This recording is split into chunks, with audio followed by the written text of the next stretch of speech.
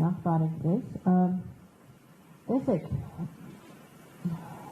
իրավունքը, ինչպես եւ առհասարակ ժողովրդավարությունը եւ իրավունքը մասնավորապես որպես ժողովրդավարության հենասյուն, հիմա կարիք ունի շատ խորը ճգնաժամի մեջ է գտնվում գլոբալ աշխարհում եւ հատկապես մեծպես երկրներում եւ կարիք ունի վերաիմաստավորելու, որովհետեւ այն պահից սկսած, երբ որ ինքը գիտակցում է, որ իրավունքի այլընտրանքը անարխիան է, այսինքն կանոնների իսպառ բացակայությունը, այն պահից, երբ որ յուրաքանչյուր ապօրինություն գործող իրավապահ, խոզարկություն իրականացնող մարդ այդ մի գիտակցումը կա, բալակ հաջորդ օրը կարող է մի օր վարվել իմ հետ այնպես, ինչպես ես եմ հիմա վարվում։ Հենց այդ գիտակցումը եկավ, ինձ թվում է վաղ թե ուշ ինչ-որ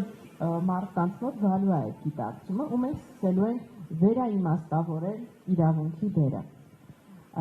Իրավունքը առհասարակ մեր ժամանակակից իրավամտածողությունը հենց այդ ճգնաժամի ամենածայրագույն կետում է զարգացել, ու դրա վառ օրինակը պատերազմական իրավունքն է եղել, կներեք, որ սենց անալոգիա են դերում, բայց պատերազմական իրավունքի ամբողջ գաղափարը հենվում է ավելորդ եւ անհարկի տառապանք թշնամուն չպատճառելու տրամաբանության մեջ։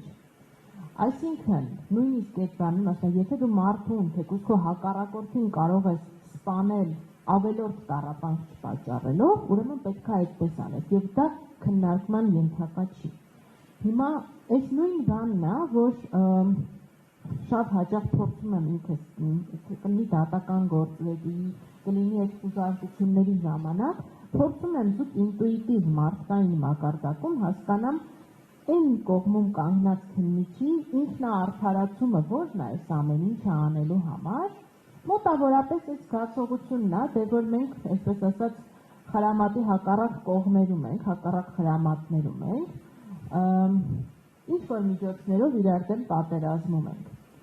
Բայց այն պահը, որ դու հասկանում ես, որ մարդը օրինակ այդ պարագայում անհարկի անում, փորձես նայես այդ մարդու աչքերի մեջ հասկանաս ինքը հասկանում է այդ սահմանը որտեղ է դիմացինին անհարկի տառապանք պատճառում, զգում եմ, որ դեռևս այս մասում իրանք բարոյական խնդիր ունեն։ Եվ մեր հարցն է հիմա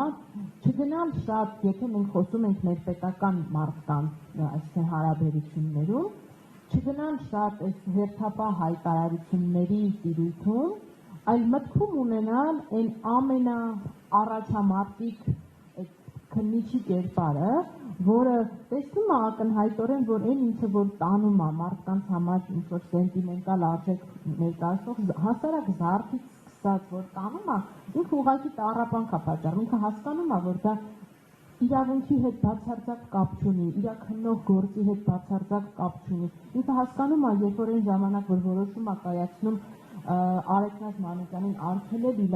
երեխայի հետ շփվելուց, այդ երեխայի հետ շփումը բնության, տեզերքի, տարածության ժամանակի մեջ առհասարակ չի խաչվելու այդ քրեական գործի հետ, բայց ինքը շարունակում է դա անել, մենք պետք է հենց այս թիրախին փորձենք խփել։ Այսինքն ասենք, որ պետք չի ամեն ինչ վերահասցեագրել վերադասին, այդ անպետք, որ ամեն մի զարդը նկարում եք, ուղարկում եք ձեր վերադասին, հարցնում եք, ասում եք, սա տանեմ թե չտանեմ, պետք չի այդպես անել, կա ի վերջո մասնագիտական արժանապատվության մի սահման, որի տերը դուք եք, ձեր վերադասը չի։ Այս է, որ մեր կարծում եմ խոսություն պետք է առաջին պլան բերենք, պետք է ինչպես մի ֆիլիսոփայությունն ասում, մարդու մեջ կան եւ բարու եւ չարի սերներ։ Մենք փորձենք այդ բարու սերն անենք, ասենք լավ, մարդ, որ դու անում ես դա, քո մեջ ընդհանրապես այն մասնագիտական արժանապատվության սերները կան, թե չկան, դու ինքդ չես գիտակցում, որ վաղը մի օր Աստված, իրանց պատկերությամբ Աստված մի արարել մեր կարծիքով, այսինքն Աստված դա, իշխանությունը փոխվի, դու պատրաստ ես արդյոք, երբ որ հերթը կգա անձնապես քո պատասխանատվության այս քո ամբողջ գործողությունները կատարելու համար, քո վրա պատասխանատվությունը վրա հասնի այնպես, ինչպես հիմա դու ես ինչ-որ մարդկանց պատժում։ Երբ որ մենք կարողանանք այս մեսիջը տեղ հասցնել, ինձ թվում է մենք կհաջողենք առաջին քայլ որպես իրավունքը վերաիմաստավորելու գործում, որովհետև մենք հիմա առհասարակ ինչքան էլ որ ասենք, որ այս ամեն ինչը քաղաքական չի, իրավական է, այո, ամեն ինչը ի բնե եղել է քաղաքական, բայց հետո մարդիկ հասկացել են, որ քաղաքականը ամեն մի կներեք արտահայտության համար, բայց հիմա ամեն մի հիմար որոշման հետևում կարող ես դնել քաղաքական բառը, ու դա կդառնա ճշմարտություն, բայց քանի որ մարդիկ ամեն դեպքում որոշակիություն են ուզել կյանքում, մարդիկ չեն ուզեցել ինչ-որ մեկի թմահաճության տակ մնան, ստեղծել են օրենքը եւ իրավունքը, ասել են եկեք իրար հետ այդպես հարաբերակցենք։ Երբ որ կհասկանան այս ամեն ինչ, կարծում եմ, որ կանենք, այսինքն այլընտրանք չունի, ամեն ինչը քողարկել եւ ընդունել այդ նարատիվը, որ սա, այո, իհարկե քաղաքական օրակարգ է սպասարկում, բայց մեր համար պետք է այլի մտքում ունենալ այդ պարզ ճշմարտությունները տեղ հասցնելու եւ իրավունքը վերաիմաստավորելու, որ մտածեք, արդյոք դուք ուզենալու եք, որ ձեր հետևից կան այն եղանակներով եւ այն մեթոդներով, ինչպես որ դուք եք գնում հիմա ինչ-որ մարդկանց հետևից, այստեղ արդեն կլինի հաջողության բանալին։ Շնորհակալություն, Տիկին Սողոյան, շատ կարևոր դիտարկում եք անում, այո, պետք է մեսիջը հասցվի, որովհետև նաև այդ ապօրինություններ գործողները պետք է հասկանան, որ գալի է ժամանակը, որ պատասխանատվության են ենթարկվելու իրենց ապօրինությունների համար։ Ես ինքս էլ հետևում եմ իրավապահ եւ դատաիրավական համակարգին, ցավոք սրտի մնացել են հատուկեն պրոֆեսիոնալներ, ովքեր առաջնորդվում են հենց իրավունքով եւ օրենքով։ Օրինակ նախորդ նիստին, որին մասնակցում էինք, Ավետիք Չալաբյանի նիստն էր, եւ երբ դատարանը կայացրեց որոշում, որը որ ակնհայտ է, որ հենց այդպես էլ պետք է լիներ, եթե դու առաջնորդվում ես իրավունքով եւ օրինականությամբ, մենք սկսեցինք դատավորի նկատմամբ այսպես փառաբանման բաները, որ այն դեպքում, երբ որ դատավորը արել է այն, ինչ պետք է աներ ինքը ըստ օրենքի, ըստ իրավունքի նկատմամբ հայրանքի։ Եվ սա այն պատճառով, որ մնացած բոլոր դեպքերում մենք տեսնում ենք, որ դատավորի միջոցել է հրահանգ եւ այդ դատավորը անել է այնպես, ինչպես իրեն հրահանգել են, ինչ օրենք, ինչ իրականություն, հրահանգը կա, ուրեմն այդպես պետք է առաջնորդվեն։ Հիմա այս հատուկեն պրոֆեսիոնալների միջոցով արդյոք հնարավոր լինելու է առողջացնել ողջ համակարգը, թե օրինակ պետք է ռադիկալ լուծումների գնալ, ինչպես օրինակ իրենք են պատկերացնում նոր սահմանադրության բոլորից ազատվեն, ընդունեն նորերի, որոնք որ ըստ էության պետք է ծառայեն բացառապես իրենց։ Այս էլ շատ կարևոր բան եք ասում, ու նաև նախորդ հարցի համատեքստում եմ ուզում ասեմ, մենք որպես գիտական ճշմարտություն, գոնե ես որ սահմանադրաիրավական մասնագիտություն ունեմ, կարծում Տիկին Մելոյանն ասի, իրավաբաններն ասում են, որ ամենակարևոր բանը իրավական մշակույթ ձևավորելու երկրում գործում, դա սահմանադրական կայունությունն ապահովելն է եւ իրավական պրակտիկայի կայունությունն ապահովելը։ Իրավունքը եւ առհասարակ այն ինչը որ իրավական մեթոդներին, այն ոլորտը չի, որտեղ այսպես ասած հեղափոխություններն են բերում բարեկեցություն, հեղափոխություններն են բարելավում իրավիճակը։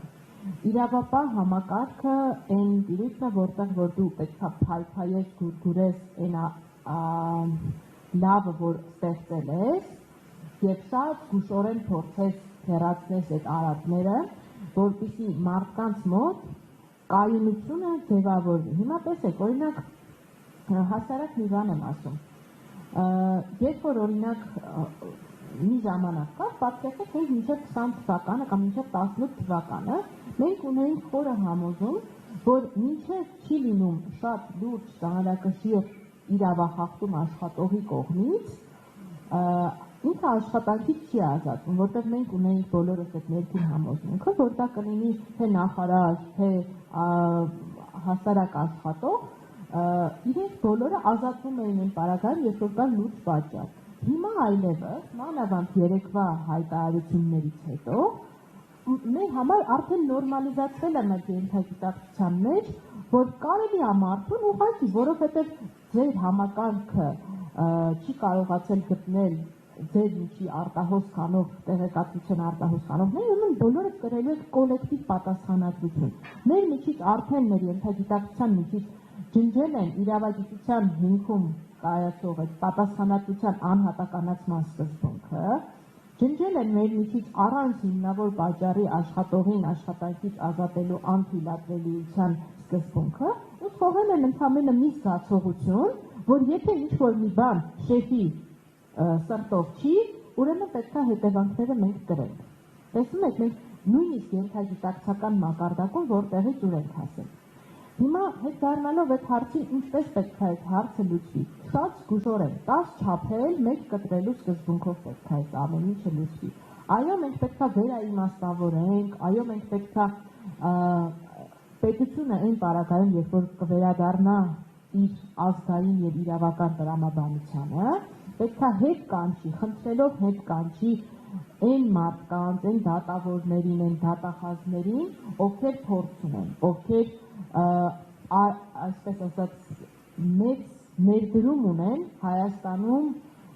ձևավորված իրավական պրակտիկային, այն որոշումներին իրավական որպես առաջադեմ, որ մենք ժամանակին ունեցել ենք դեպի նախադեպային եւ այլն։ Ու նույնն էլ ասում եմ